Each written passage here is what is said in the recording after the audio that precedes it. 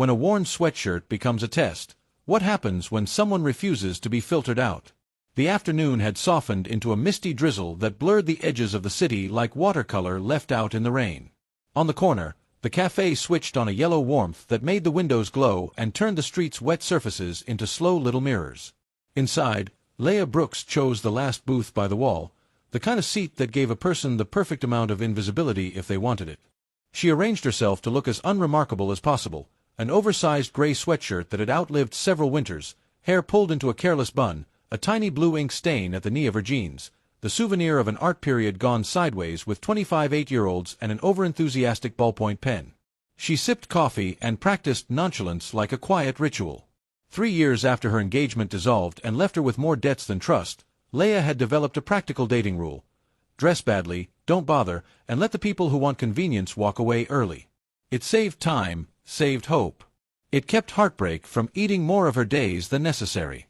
She texted Maya once, no reply yet, and settled into the plan, 30 minutes of minimal effort, then home to instant noodles and the safety of a true crime podcast. The bell chimed. He moved in with a calm that didn't demand attention but drew it anyway. Tall in a lean way, clothes tailored with quiet quality, dark hair threaded with silver at the temples. Not showy, just solid. His eyes scanned the room and landed on Leah. He didn't look like someone checking boxes. He looked like someone who noticed a person. He smiled, not perfunctory but warm, an unannounced kindness. "You Leah?" he asked, voice steady. She shrugged, without standing. "If you're hoping for a photo shoot, wrong table." He chuckled and sat as if the outfit didn't matter. "I like people who aren't trying to be edited." Conversation began the way good conversations do, with small, honest things. Leah told him about the sweatshirt tactic, the ink stain, the exhausted teacher's routines. He laughed in a way that was more relief than amusement, the laugh of someone who read the honesty as an invitation rather than a test. He said his name, Ethan, and they talked without scripts.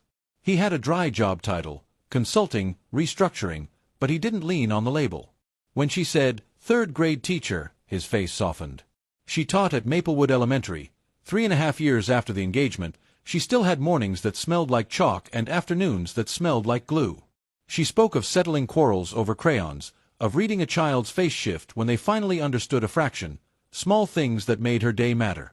He listened like the details were important. The rain kept time outside. Inside the cafe, the world narrowed to the hiss of the espresso machine, a spoon clinking, and two people finding a rhythm. Leah had planned to stay 30 minutes. She lost track of time. 2 hours slipped by before either of them noticed the clock. When Ethan admitted why he'd stayed, because she'd been unedited and real, Leah found she liked that reason more than she expected. It sounded honest, not tactical. He said he appreciated people who spoke plainly. She found herself saying more without armor. He told a small truth about his job. He enjoyed solving messy problems, but sometimes envied the neatness of a third-grade math problem. One answer, one correction. She laughed, because a classroom could turn a simple sum into an epic argument. They traded small vulnerabilities. His irritation at being fetishized for his job, her wary history with trust and money, the way she used the sweatshirt like a filter. He didn't flinch when she explained that half the reason she dressed badly was to save herself the slow ache of disappointment. If anything, his steady attention felt like a different kind of filter, one that sifted through the noise to what mattered, not to status or to spectacle. When they finally rose from the table, the rain had thinned into a suggestion of mist. Ethan asked, quietly, if they could see each other again. Leah's old rules nudged her to refuse, safety first, expectation second, but she surprised herself by saying yes. Not a reckless yes, but a cautious consent. "Next time I choose the place," she told him. "Somewhere I don't have to worry whether I dressed correctly." "Deal," he said. "Anywhere you like." They parted with a simple promise that felt less like a contract and more like an invitation to continue. Leah walked away feeling something she hadn't in a long time. Not exactly hope, but the small loosening of a hinge inside her chest, the sound of something beginning to open again, carefully, slowly, without spectacle. Sometimes the safest places are the ones we create ourselves, until life pushes us into a bigger world. Saturday morning arrived with a clean, pale sunshine that felt like a truce after days of rain. The small square outside the city library buzzed with soft noise, old bookstalls, warm pastries, and the slow rhythm of people who didn't mind wandering without purpose. Leia arrived 10 minutes early, a canvas tote on her shoulder, hair loosely braided, clothes simple but less defensive than the sweatshirt. She had spent a few minutes reminding herself not to overthink. This wasn't a test. This wasn't a performance. It was just a morning. Ethan spotted her across the square. He waved once before walking over, his green Henley sleeves pushed to his elbows, making him look more like someone who built things than someone who made corporate decisions. His smile landed the same way it had in the cafe, unhurried, certain. "You chose the perfect place," he said, taking in the rows of old books. "You've barely seen anything yet," she replied. "You can't judge too fast." "I'm predicting," he said. "You look like someone who likes the kind of places where time slows down." They walked through the aisles, stopping at a table stacked with old mystery novels. The covers were faded, the pages yellowed. Leia lifted one. "These aren't really about the murder," she said. "They're about the things people don't say." "Sounds familiar," Ethan murmured. She looked up. "Did you just make that deep on purpose?" He smiled. "Maybe." They bent down to look into a crate of older books at the same moment, their shoulders brushing lightly. Leia blinked, partly startled, partly aware of how natural the moment felt. Ethan apologized, she apologized, and then they both laughed, an easy, quiet kind of laughter that didn't feel like flirting, just belonging. She picked up a book she once read in college. "I forgot I used to love this," she said softly. "Sometimes old things remind us who we were," Ethan replied. "Not in a bad way." When their fingers brushed again over a book's spine, there was a pause, small, harmless, but charged enough that both noticed. He didn't cling to it. She didn't pull away. They just moved on, silently acknowledging something had shifted. Their conversation flowed through the fair the way wind moves through pages, effortless, unseen, necessary. He learned she volunteered at school events. She learned he hated pretentious restaurants. They discovered they both remembered tiny details from the cafe, her ink stain, his silver temple strands.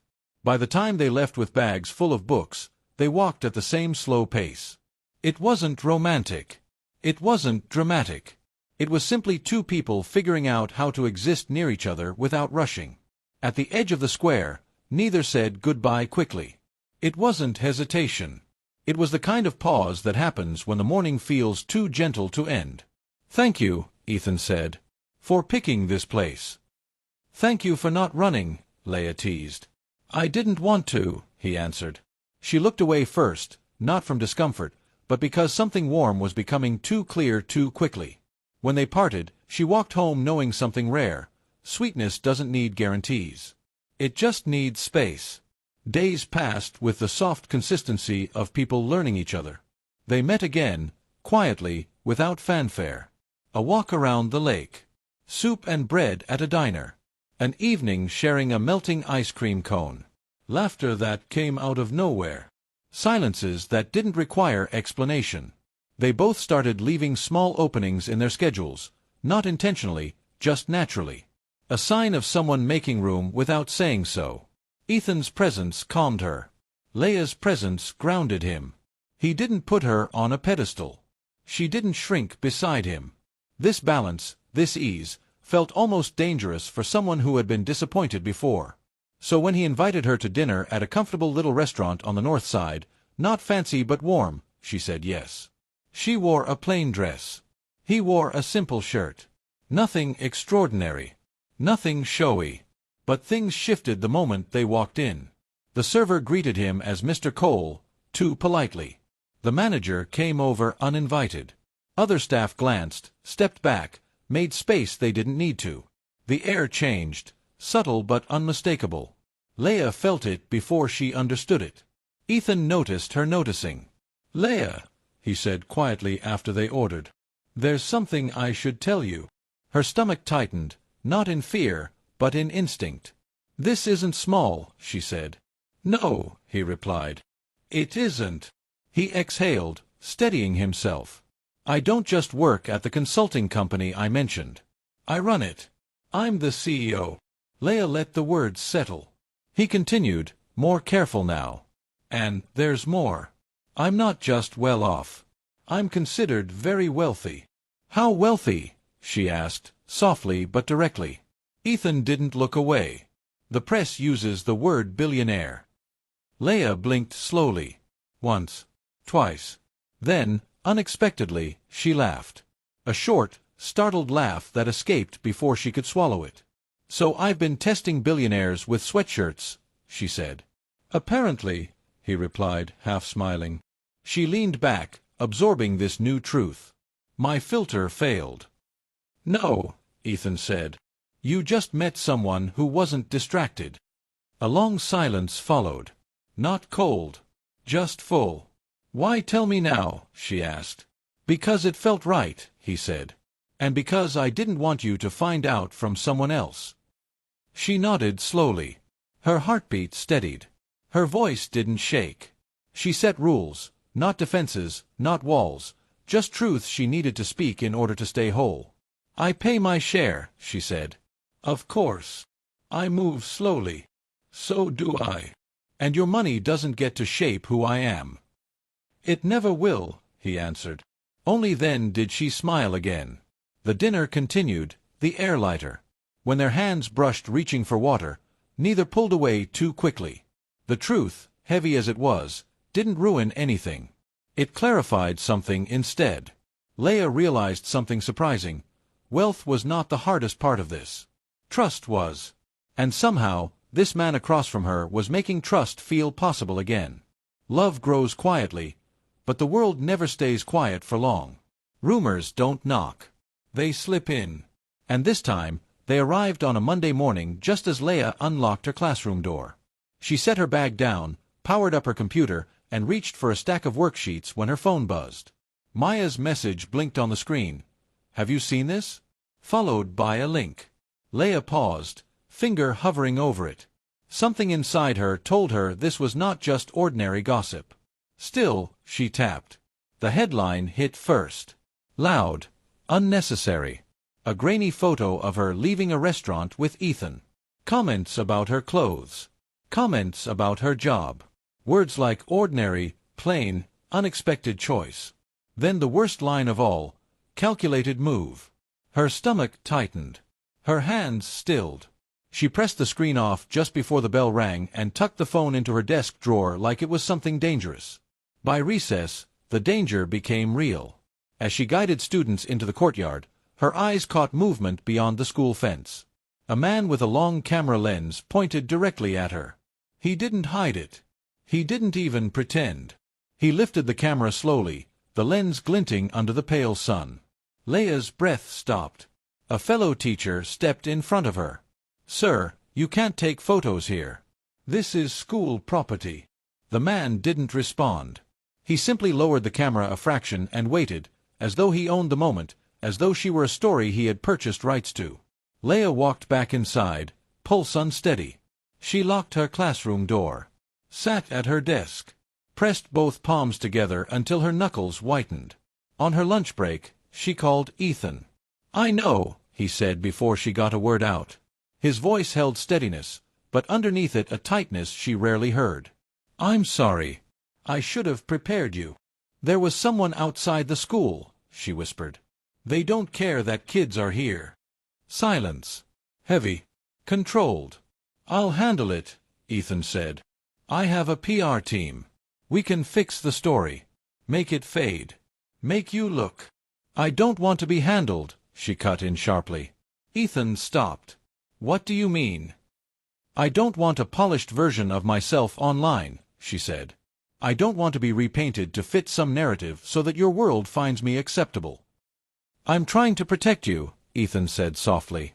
And I appreciate that, she replied. But protection shouldn't erase me. He didn't answer right away. Finally, he asked, What do you want to do? Leia pressed her forehead against the cool wall. I don't know. I just know I can't come to work feeling hunted. There is one way, Ethan said. His voice had shifted, careful now. A way to quiet the rumors, not through media, but through people. What way? Meet my family, he said. Let them see you. Let the people closest to me know you're not a rumor. Her breath caught. His family. A world she'd never imagined entering. A world that had opinions sharper than knives. What if they see me the way the press does? She whispered. Then I stand with you, Ethan said. Every second of it.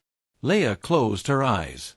She thought of the ink stain on her jeans, of her tiny apartment, of her students drawing suns with broken crayons. She thought of the man who had listened to all of it without shrinking her. She opened her eyes and exhaled shakily. Okay, she said. But on one condition. Anything. No staging, she said. No coaching. No polishing. I go as myself. Or I don't go. You go as you, Ethan said. That's the only version I want. The next evening, the iron gates of the coal estate opened with a soft mechanical hum. The driveway curved like an invitation she didn't remember accepting. Everything was manicured, symmetrical, intimidating. The kind of place that made you aware of your heart rate. Inside the mansion, polished floors, high ceilings, and perfect silence swallowed their footsteps. The dining room was set for 4. Ethan's mother, Eleanor Cole, greeted her first. Her posture regal. Her handshake brief. Her eyes sharp, assessing every detail about Leia in seconds. Not cruel. Just measuring. Daniel, Ethan's younger brother, followed with a smile that didn't reach his eyes. Interesting choice, Ethan, he said, looking Leia up and down. I'm sure the press will enjoy this. Daniel, Ethan warned quietly. Dinner began in polite stiffness. Eleanor asked questions that sounded nice but felt like interviews. Daniel made comments wrapped in sugar but sharpened with something else. Leia responded honestly, refusing to pretend she belonged or to apologize for where she came from. Then Daniel leaned forward, lowering his voice just enough to sound curious instead of hostile.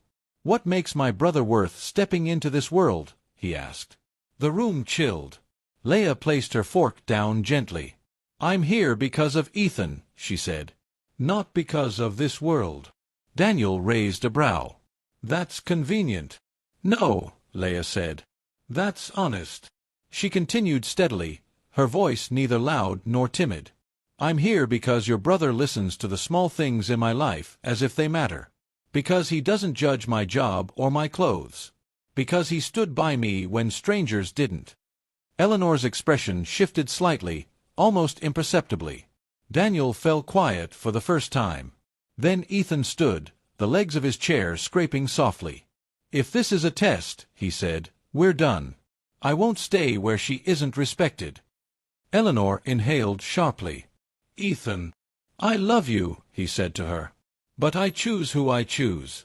And I won't let anyone make her feel small. He turned to Leia. We're leaving.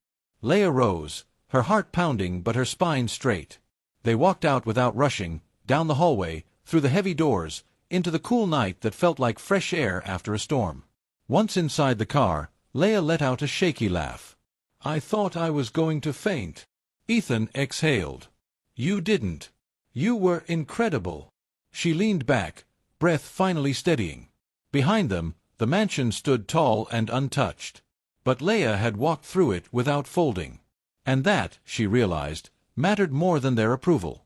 Winning a battle doesn't mean the war inside you is over. Sometimes the quiet after a storm is the hardest part to face. The night after the coal estate dinner should have felt like victory, but it didn't. It followed Ethan and Leia home like a shadow that refused to leave. Ethan still texted her good night. Still checked if she ate breakfast. Still noticed every detail the way he always had. But something unspoken stretched between them, thin and tight, like a thread holding too much weight. For a few days, Leia pretended nothing was wrong. She went to school, graded papers, settled arguments over crayons. But exhaustion clung to her. Not physical exhaustion, emotional. The kind that grows when you realize you've stepped into a world that watches you from every angle. Then one evening, while she was grading math worksheets in her small apartment, her phone buzzed. A message from Ethan. We need to talk. 6 simple words. Calm, polite, but heavy enough to make her set her pen down instantly. She called him. I'm home, she said. If you want to come over. He arrived soon after, standing in her doorway wearing an old t-shirt, looking like someone who had spent the whole day thinking too hard. He stepped inside her tiny living room and hesitated, as if afraid to touch anything that belonged to her world. "My family hired someone," he said quietly. "An investigator." Leia didn't react at first. She simply blinked once, waiting. "It was Daniel's idea," Ethan continued. "He wanted to protect the family. He dug into your history." Leia's breath thinned. "What did he find?" "Your debt," Ethan said. "From your ex." Leia looked down at her hands. "So they think they were right about me." "They're wrong," Ethan said quickly. "I told them that. I know you didn't lie. I know you didn't use anyone." "That doesn't matter," she said. "They think what they want." Ethan stepped closer, his voice gentler now. "Leia, you've carried this too long. You shouldn't have to anymore." He paused, the next words careful. "Let me help." "How?" she asked softly. "By writing a check." "If that's what it takes," he said. "I could pay it off tomorrow. It's not a problem. No one has to." "I'll know," she cut in, her voice trembling just slightly. "And eventually, you will too." Ethan fell silent. Leia rubbed her palms together, grounding herself. "You don't understand what that debt did to me. I spent years rebuilding myself, tutoring after school, rationing groceries, telling myself that if I survived long enough, I could stand again." "I know," he said, "and I hate that you went through that. But it made me who I am now," she replied. "If you erase it with money, then I'm not standing anymore. I'm being held up." "I'm not trying to carry you," Ethan said, frustration finally surfacing. "I'm trying to ease the weight." "And I need to carry some of it myself," she replied. "Otherwise, I lose myself." The apartment felt smaller than ever. Ethan took a breath, then let it out slowly. "What do you want me to do?" he asked. "Nothing," she whispered. "Just don't try to fix me." "That's not what I'm doing," he said. "It feels like it." He looked down, jaw tight. "I'm sorry if I made you feel that way." Leia shook her head. "I'm not angry. I'm scared. I've lost too much before. I don't know how to accept love without losing myself." Ethan's expression softened instantly. "Then we'll figure it out. Together." But Leia shook her head again. "I need time. Not to leave. Not to run. Just time to make sure that if I stay as myself." "How long?" he asked quietly. "I don't know." He nodded once. "Okay. If that's what you need." He didn't ask for a hug. He didn't reach for her.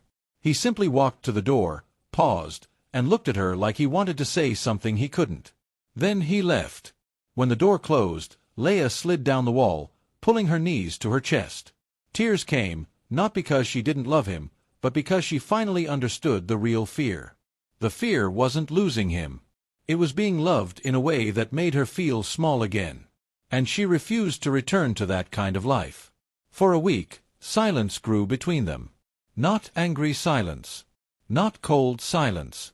A silence of two people standing at a distance, both afraid to take the next step wrong.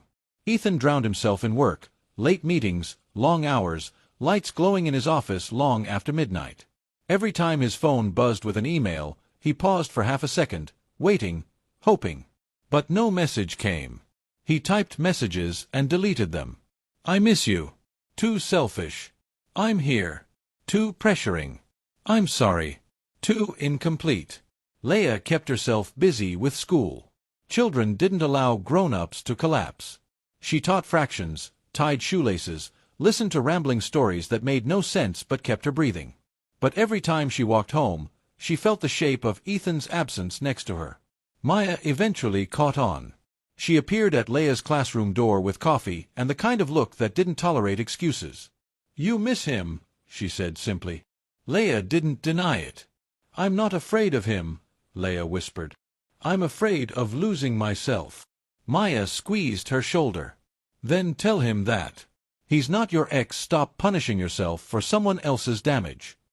That night, Leia paced her apartment for a long time before grabbing her keys and stepping outside. She didn't think, she just moved, toward Ethan's place, toward the uncertainty, toward what needed to be said. Sometimes the moment you stop running from love is the moment it finally becomes safe. Night had settled deep across the city by the time Leia reached Ethan's apartment door. She stood there for a few seconds, heart thudding, unsure whether to knock or turn back. She hadn't changed clothes, just pulled on a thin hoodie over her sleep shirt, hair tied up loosely in a rubber band. She didn't look like someone coming to fix a relationship. She looked like someone arriving with the truth. She knocked softly. Ethan opened the door almost immediately. He looked as surprised as she felt, barefoot, wearing an old t-shirt, eyes tired but warm the moment they landed on her. "You're here," he said, voice rough, as if he hadn't spoken in hours. "I'm sorry," Leia said quickly. "I didn't call because if I did, I would have talked myself out of coming." "Come in," he said, stepping aside. "No questions. No pressure. Just space." She walked into his apartment, the familiar quiet, the soft lights, the faint smell of coffee still lingering. It didn't feel overwhelming tonight. It felt like a place waiting for her words.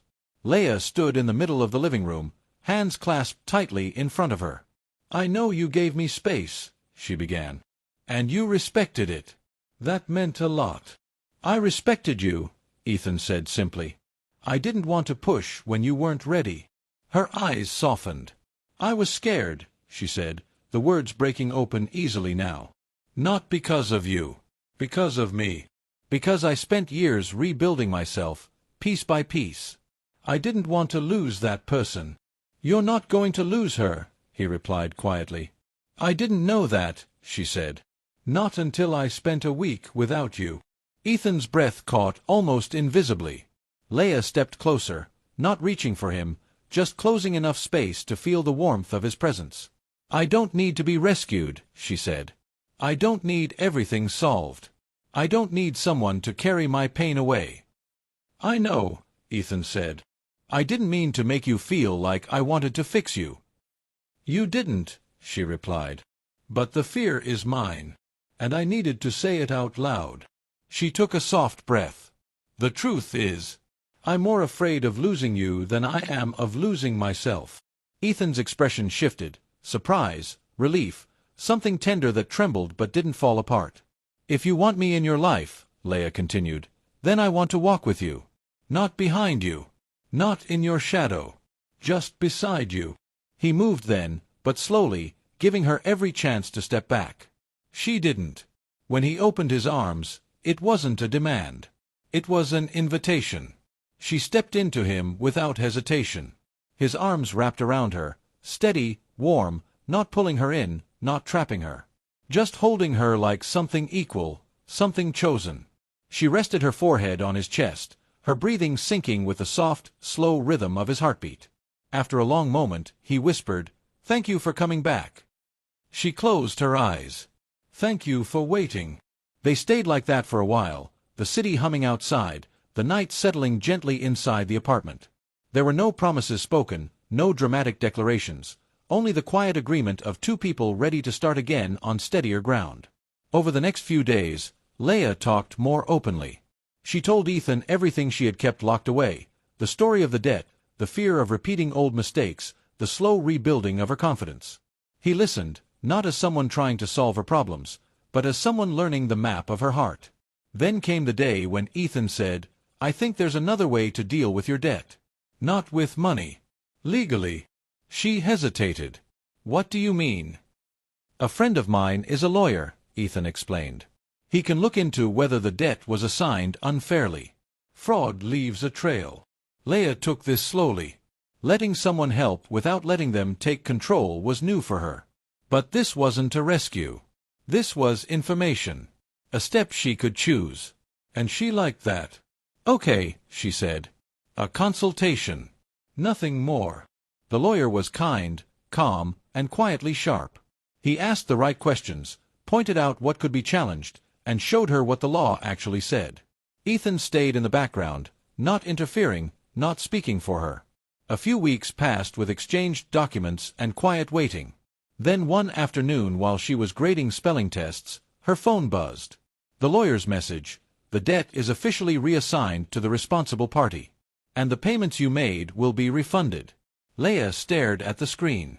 Her breath trembled. Years of weight lifted off her chest, not because someone swooped in to save her, but because she had chosen the path herself, and Ethan had stood beside her without overshadowing her. She showed Ethan the message. His smile wasn't triumphant. It was warm, proud, gentle. "You did this," he said. "Not alone," she whispered. "Together," he corrected. The days that followed were filled with something new, something soft. Not excitement. Not fireworks. Something steadier. Evenings with pizza boxes in the middle of the table. Laughing at true crime podcasts. Walking home slowly. Talking about children's books and corporate dilemmas. Sharing silence without fear. They didn't rush anything. They didn't push labels or deadlines. They simply learned how to live at the same pace. And then came a quiet afternoon in her classroom after school, when Ethan walked in with hands in his pockets, stood among the tiny desks, and knelt gently to meet her eyes. He didn't propose with a dramatic speech. He simply offered a ring and said, "I want to walk beside you. Every day. If you'll have me." She said yes. Simply. Naturally. As if her heart had been preparing for the answer long before her voice found it. Their wedding wasn't a spectacle. Just children's drawings. Paper flowers. A handwritten sign. Two families sitting close enough to hear each other breathe. Two people making vows that didn't promise perfection, only honesty, partnership, and respect. Life afterward was ordinary in the best way. Leah still taught her class every morning. Ethan still ran his company. And every Friday night, pizza and a podcast became their ritual. The old sweatshirt lived in their home now, folded neatly. Leah wore it often. Ethan loved it. Their love didn't change their worlds. It softened them. Made them livable. Made them a place where both could fit without shrinking. Everything they built was simple. Slow. Steady. Real.